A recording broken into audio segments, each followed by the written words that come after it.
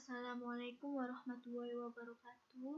Perkenalkan, nama saya Tarisa Oktavia dari Prodi Pendidikan Bahasa Inggris 2020.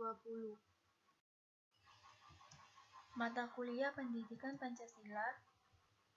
Dosen pengampu Yuniarti Mujiwati, SPD MPD, Universitas PGRI Wiranegara Pasuruan. Pancasila dalam konteks sejarah perjuangan bangsa Indonesia yang meliputi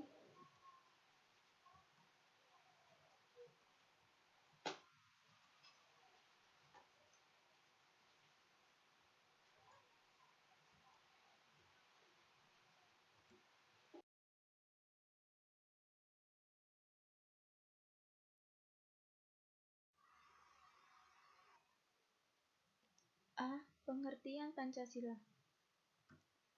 Pancasila adalah ideologi dasar bagi negara Indonesia. Pancasila merupakan rumusan dan pedoman kehidupan berbangsa dan bernegara bagi seluruh rakyat Indonesia. 5 sendi utama penyusun Pancasila adalah ketuhanan yang Maha Esa, kemanusiaan yang adil dan beradab, persatuan Indonesia, kerakyatan yang dipimpin oleh hikmat kebijaksanaan dalam permusyawaratan perwakilan, dan keadilan sosial bagi seluruh rakyat Indonesia, yang tercantum pada paragraf keempat pembukaan Undang-Undang Dasar 1945. B. Zaman prasejarah dan zaman sejarah. 1. Zaman prasejarah. Zaman prasejarah di Indonesia meliputi zaman batu tua, Paleolitikum, zaman batu muda, Neolitikum, zaman batu besar, Megalitikum. Pada zaman-zaman tersebut, manusia telah dapat memenuhi kebutuhan hidupnya dengan hidup bersama-sama dengan manusia-manusia lainnya. Hal ini menunjukkan bahwa manusia pada zaman prasejarah telah mengamalkan nilai-nilai Pancasila dalam membentuk kesatuan yang menjalani hidupnya bersama. 2. Sejarah pada masa kerajaan. A. Kerajaan Kutai. Indonesia memasuki zaman sejarah pada tahun 400 Masehi dengan ditemukannya prasasti yang berupa 7 yupa atau tiang batu. Masyarakat Kutai yang membuka zaman sejarah Indonesia pertama kalinya ini menampilkan nilai-nilai sosial politik dan ketuhanan dalam bentuk kerajaan, kenduri, serta sedekat kepada Brahmana. B. Kerajaan Sriwijaya. Kerajaan Sriwijaya di bawah kekuasaan Sailendra. Kerajaan ini berbahasa Melayu kuno dan menggunakan huruf Pallawa serta mengandalkan kekuatan jalur perhubungan laut. Pada zaman ini telah didirikan Universitas Agama Buddha. Cita-cita tentang kesejahteraan bersama dalam suatu negara tercermin dalam semboyan Marfuat Vanua Sriwijaya Sidayatra Subiksa. Nilai-nilai Pancasila sendiri tercermin dengan adanya umat Buddha dan Hindu yang dapat hidup secara berdampingan, hubungan antar wilayah sebagai wilayah pusat pelayanan dan perdagangan sehingga masyarakatnya pada saat itu hidup dalam C. Kerajaan Majapahit. Pada masa pemerintahan Raja Hayam Wuruk dan Mahabharata Gajah Mada, nilai-nilai Pancasila terdapat pada banyaknya agama yang dapat hidup secara berdampingan. Semboyan Bhinneka Tunggal Ika Tanhana Dharma Magruwa artinya walaupun berbeda namun satu jua adanya sebab tidak ada agama yang memiliki Tuhan yang berbeda. Hubungan dengan negara tetangga juga berlangsung dengan baik atas dasar Mitreka Satata. Sumpah Palapa yang berisi cita-cita mempersatukan seluruh Nusantara Raya, kerukunan dan gotong royong yang menumbuhkan adat musyawarah untuk mufakat. 3. Zaman penjajahan. Portugis masuk ke Indonesia untuk berdagang dan didirikannya perkumpulan dagang yang bernama VOC, yang di kalangan rakyat dikenal dengan istilah company. Sultan Agung Mataram mengadakan perlawanan pada tahun 1613 sampai 1645 dan menyerang Batavia pada tahun 1628 dan pada tahun 1929 yang menewaskan Gubernur Jenderal J.P. Kon. 4. Kebangkitan Nasional. Pada masa ini banyak berdiri gerakan-gerakan nasional untuk mewujudkan suatu bangsa yang memiliki kehormatan akan kemerdekaan dan kekuatannya sendiri. Di antaranya adalah Budi Utomo yang dipelopori oleh Dr. Wahidin Sudirohusodo pada 20 Mei 1908. kemudian Sarekat Dagang Islam pada tahun 1909, Partai Nasional Indonesia tahun 1927 yang didirikan oleh Soekarno, Cipto Mangunkusumo, Sartono, serta tokoh lainnya. Dan pada tanggal 28 Oktober 1928, lahirlah Sumpah Pemuda sebagai penggerak kebangkitan nasional yang menyatakan satu bahasa, satu bangsa, serta satu tanah air yaitu Indonesia. 5. Penjajahan Jepang. Jepang datang ke Indonesia. Jepang masuk ke Indonesia dengan propaganda Jepang pemimpin Asia, Jepang saudara dua bangsa Indonesia. Jepang menjanjikan kemerdekaan untuk Indonesia dan dibentuknya BPUPKI. Dr. K.R. Rajiman Widyodiningrat sebagai ketua yang kemudian mengusulkan bahwa agenda pada sidang BPUPKI adalah membahas tentang dasar negara. C. Perumusan Pancasila dan Proklamasi Kemerdekaan. Sidang BPUPKI 1, 29 Mei sampai 1 Juni 1945. Pada tanggal 29 Mei 1945, perumusan materi Pancasila oleh Mr. Muhammad Yamin, yaitu peri kebangsaan, peri kemanusiaan, peri ketuhanan, peri kerakyatan, dan peri keadilan. Pada tanggal 31 Mei 1945, perumusan materi Pancasila oleh Profesor Mr. Dr. Supomo, yaitu kesatuan, kekeluargaan, keseimbangan, lahir dan batin, musyawarah, keadilan rakyat. Pada tanggal 1 Juni 1945, perumusan materi Pancasila oleh Insinyur Soekarno, yaitu kebangsaan Indonesia, internasionalisme atau berkemanusiaan, mufakat atau demokrasi, kesejahteraan sosial, dan ketuhanan yang berkebudayaan.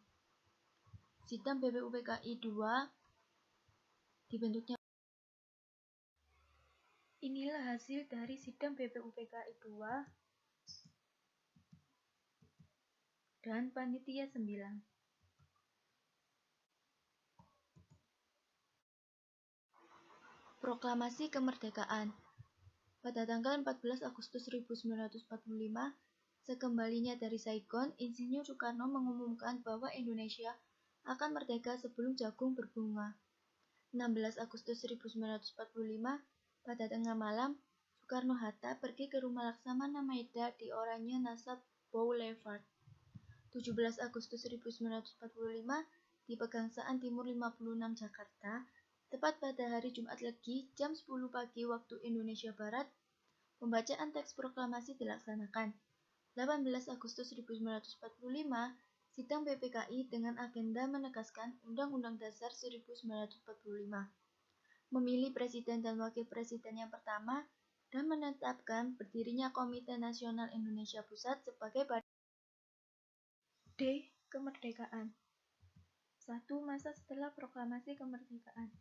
Setelah proklamasi ternyata Indonesia masih dijajah oleh Belanda, yaitu pemaksaan untuk mengakui pemerintahan Nica, Netherlands Indies Civil Administration. Untuk melawan propaganda Belanda pada dunia internasional, maka pemerintah RI mengeluarkan 3 buah maklumat. 1. Maklumat Wakil Presiden nomor 10 tanggal 16 Oktober 1945. 2. Maklumat Pemerintah tanggal 3 November 1945. 3. Maklumat Pemerintah tanggal 14 November 1945. 2. Masa Orde Lama.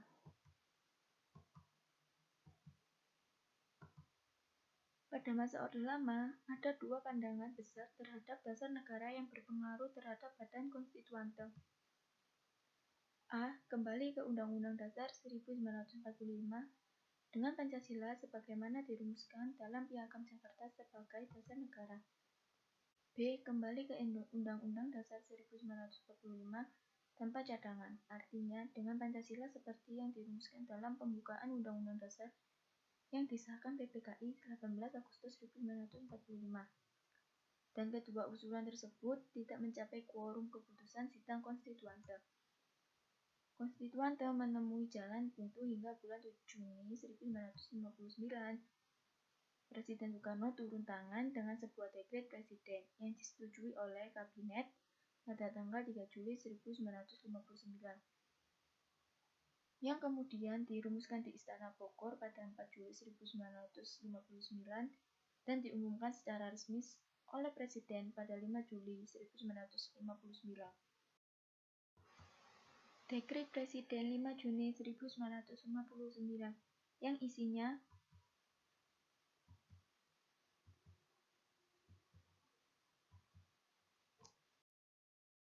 3. Masa Orde Baru. Orde Baru adalah suatu tatanan masyarakat dan pemerintahan yang menuntut dilaksanakannya Pancasila dan UUD 1945 secara murni dan konsekuen.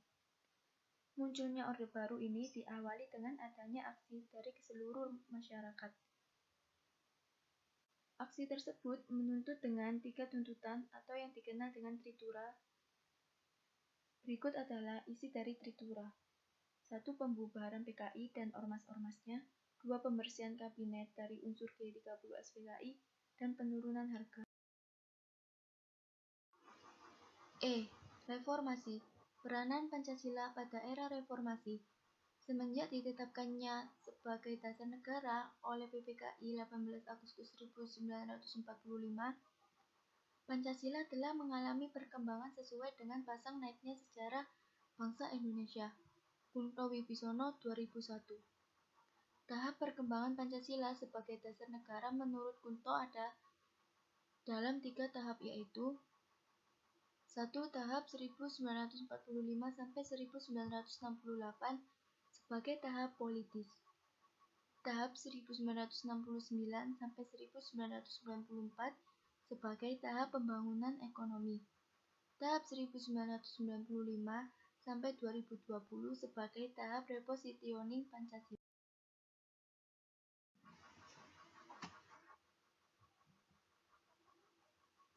Tahap 1945 sampai 1968. Tahap politis. Orientasi pengembangan Pancasila diarahkan kepada nation and character building. Hal ini sebagai perwujudan keinginan bangsa Indonesia dari berbagai tantangan yang muncul baik dalam maupun luar negeri.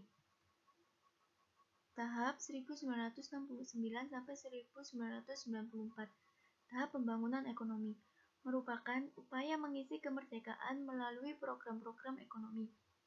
Orientasi pengembangan Pancasila diarahkan pada bidang ekonomi, akibatnya cenderung menjadikan ekonomi sebagai ideologi. Tahap 1995 sampai 2020. Tahap repositioning Pancasila.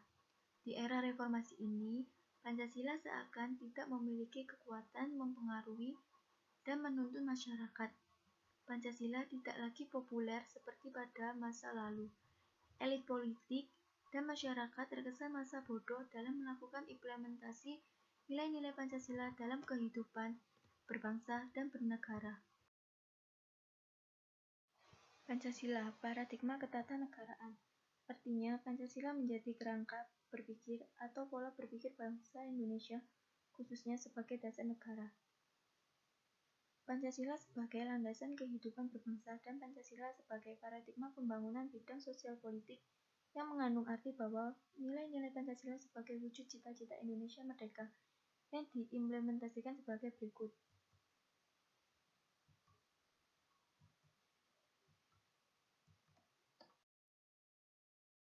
Pancasila sebagai paradigma pembangunan nasional. Pancasila sebagai paradigma ilmu pengetahuan.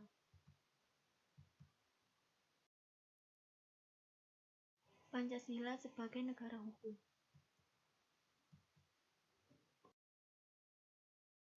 Sekian penjelasan saya tentang Pancasila dalam konteks sejarah perjuangan bangsa Indonesia. Terima kasih. Wassalamualaikum warahmatullahi wabarakatuh.